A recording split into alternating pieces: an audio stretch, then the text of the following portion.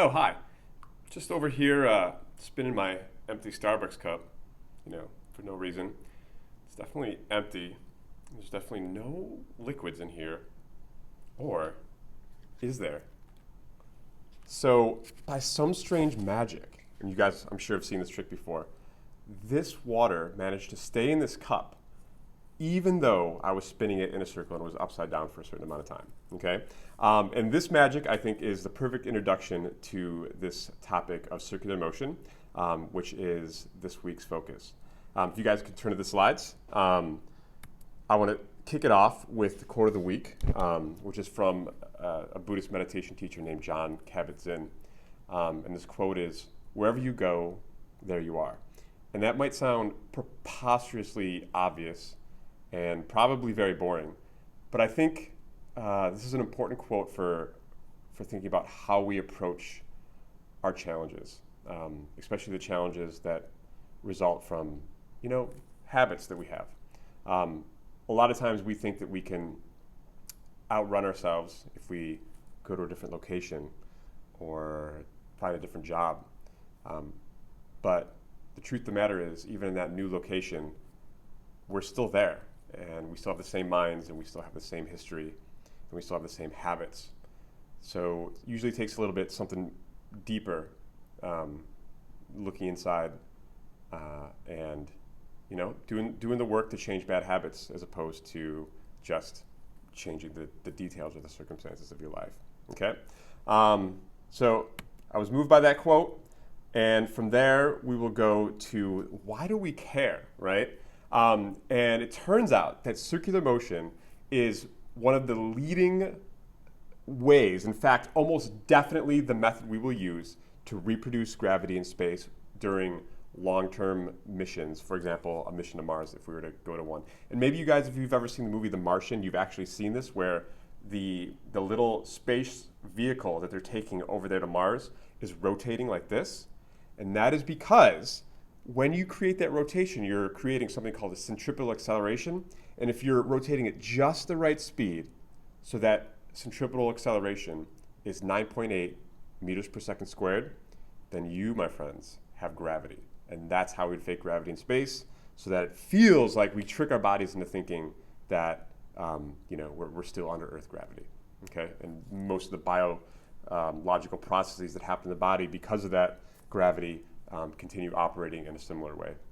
And by the end of this lesson, you will be able to calculate how fast that space thing will have to rotate so that you exactly mimic Earth gravity, which I think is very cool. So if you guys could advance to the next slide, this introduces us to so what are the basic rules of circular motion? And this chapter focuses on a particular kind of circular motion, which is called uniform circular motion.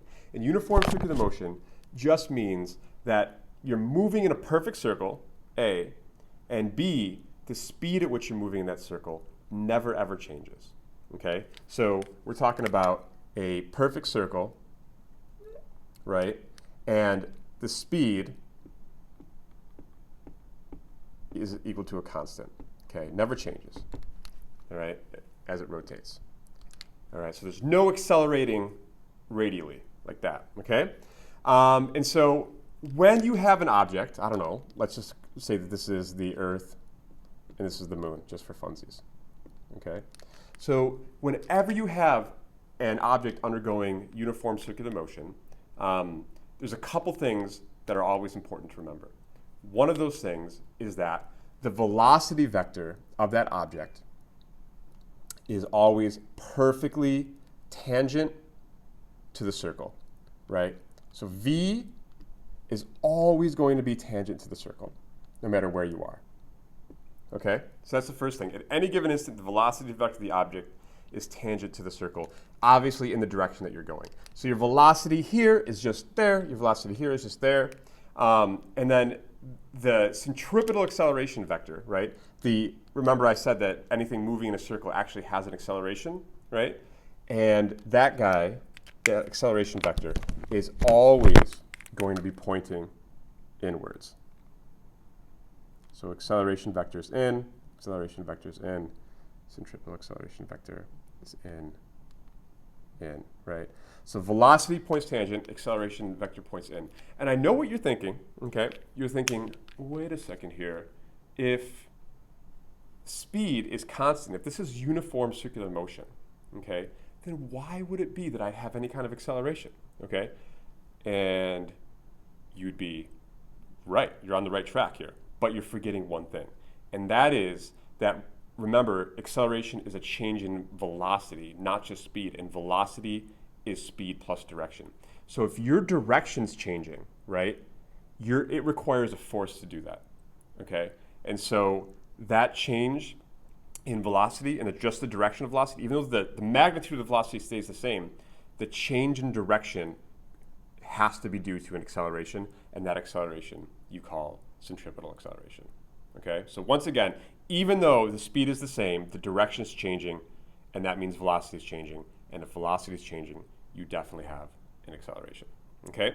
All right, so this is one thing you should always know about circular motion in terms of its vectors, okay? Now, this leads us to a misconception question, because this is very interesting. So imagine a planet is orbiting a star. Let's suppose that you have the ability to snap your fingers and magically make the star disappear, okay? In this case, imagine you could snap your fingers and magically make the Earth disappear, thereby instantly removing the gravitational force keeping the planet moving in a circle, okay? What path will the planet take after the star disappears? Okay, so there's a couple options, right? You know, someone maybe will guess that, okay, so if I have my little planet over here, right, and it's orbiting this way, some might guess that it'll shoot out like this, right? Some might guess that it'll go in a curved path like that, right? Some might guess that, you know, because there's gravitational attraction, it'll go like that, okay? Some might guess that it would go straight tangent to the circle right there, okay?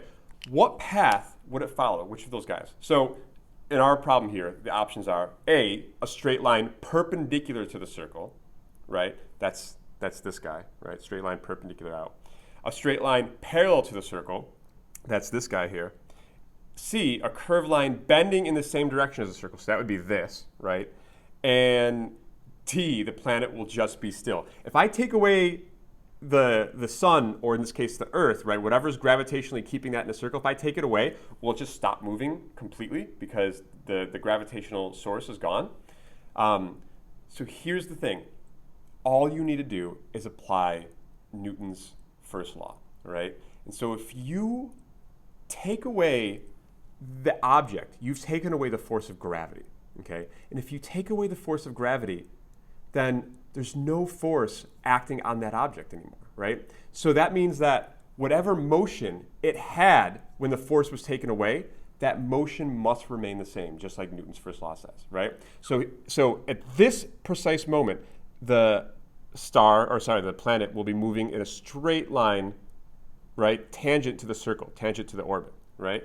So if you take away the star, there's no more forces. That object's motion must remain in that motion unless acted on by some other force, right? So in that case, the answer will be B, okay? It's going to continue in a straight line parallel to the circle because that's what the velocity vector was at that point originally, right? And if the force is gone, there's no more force acting on it. Okay? I hope that's clear. If not, reach out to me. So that begs the question, okay, if there is some centripetal acceleration, you guys can advance to the slide that says centripetal acceleration. If there's some centripetal acceleration that always exists, keeping this thing into a circle, right, allowing that velocity to continue to change as it moves, the object moves around the circle, right, the question remains, how do I calculate it? What is the magnitude of that acceleration that's constantly changing that velocity, right? And it turns out that acceleration is simply A equals the velocity squared, the magnitude of the velocity that you're moving in the circle, divided by the radius of that circle. Okay? So, and actually I don't even have to put this little arrow here, right? Because this is just the magnitude. So the magnitude, how big that acceleration is just equal to the velocity, the speed squared, divided by the radius of that circle. all right? So increase the velocity, you must increase the centripetal acceleration. Increase the radius, right? Make it a bigger circle, and you're actually decreasing the centripetal acceleration. But if you make that radius really small, it's a tight circle, right? That acceleration has to be even larger, which makes sense intuitively, okay? So how do we apply this, right? Well, let's go ahead and use a biomedical application. The centrifuge, right? The centrifuge is our primary tool that we use to separate different components of blood, specifically the plasma and the actual blood cells, okay? And you guys maybe have seen these before. It's really cool. They spin at like tremendous velocities, and they use this, they harness this power of centripetal acceleration to actually separate the cells from the plasma, okay? So in medical labs, blood centrifuges use uniform circular motion to separate the platelets and red blood cells from the blood plasma. An ultracentrifuge will spin at a rate of 35,000 RPM, which means revolutions per minute. What is this speed in meters per second, assuming a centrifuge with a 20 centimeter radius, okay?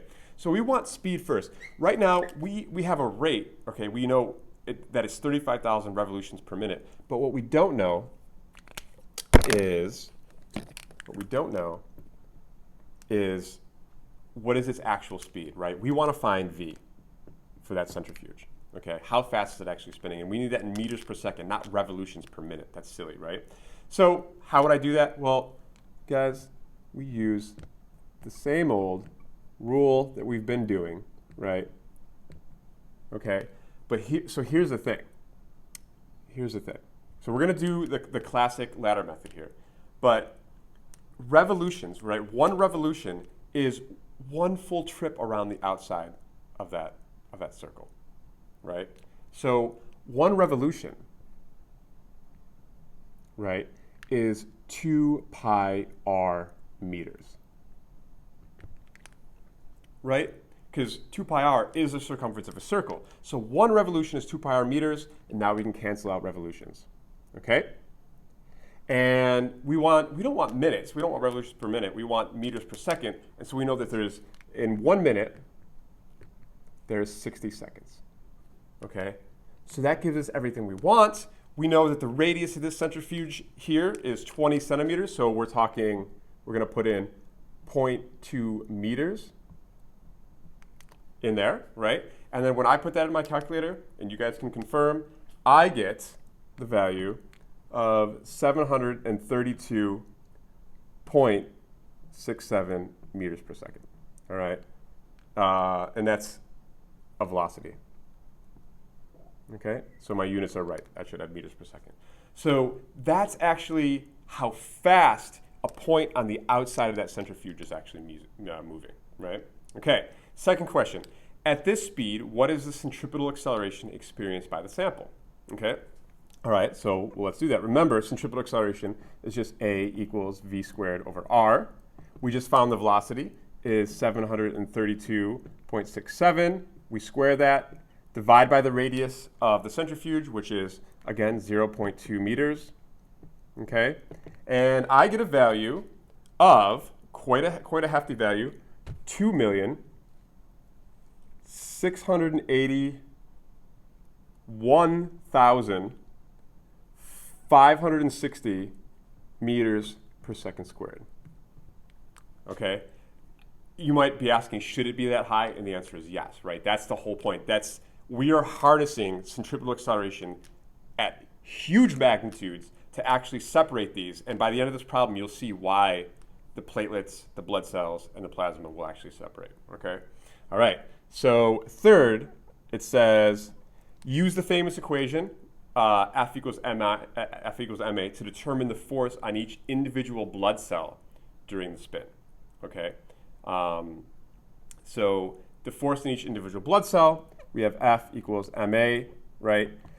I have done the heavy lifting on this one and found out that the weight of one blood cell is about 27 times 10 to the minus 15 kilograms, right?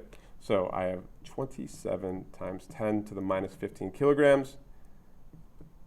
And that's multiplied by the acceleration, which is this guy. I'm just going to put that right there, right? So that I'm experiencing a force, a centripetal force, in this case, of 7.2 times 10 to the minus 8 newtons, okay? And this explains why these particles actually separate, right? Because plasma is primarily water, right? The major component of blood plasma is water, right? But the major component of red blood cells is, well, I mean, they're much bigger than an H2O molecule, right? I mean, cells have a lot of complex proteins and, apparatuses that make it weigh a lot more, right? So the very fact that the mass of the red blood cell is so much higher than the mass of a water molecule means that this force is going to be much, much larger on the blood cells, right? Allowing them to be thrusted to the bottom of the tube, which is the outside of the tube when you're spinning, okay? So more massive blood cells means more centripetal force experienced on the blood cells, meaning that separation is going to be more marked, all right?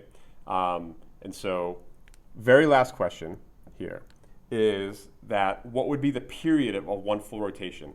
And I threw this question here before because just period is something that's going to come up in physics again and again, and I want you guys to have the opportunity to practice it. So period just means the amount of time required for one full revolution, right? And so usually it has a symbol T, right? And we can just use the very, very classic formula that T is equal to distance divided by velocity, right? Remember, velocity is equal to distance divided by time. So I could just flip these guys. T is going to be distance divided by velocity. Remember, the distance of one full revolution is just 2 pi r, right? Where r is 0.2 meters. And the velocity, we calculate over here, is 732.67. If I put all that in, with my r being 0.2, I get a value of 0.0017 seconds. Okay? All right, so in other words, each revolution, that's the period, each revolution takes 0.0017 seconds, a very preposterously small amount of time. Okay? So the major learning lesson that I want you to take from here, A, is a little bit of practice on how to solve for acceleration. Okay? And secondly, centripetal acceleration specifically. And secondly, how can I convert that centripetal acceleration into an actual force that's felt by the particle or the object, right? And then also realizing that because the mass of a blood cell is so much more than the mass of a water molecule, that will create a larger force which would thrust all those blood cells to the outside of the circle, right? Which is the bottom of the centrifuge tube, which, as you can see in this picture, that's where the blood cells end up congregating. Okay?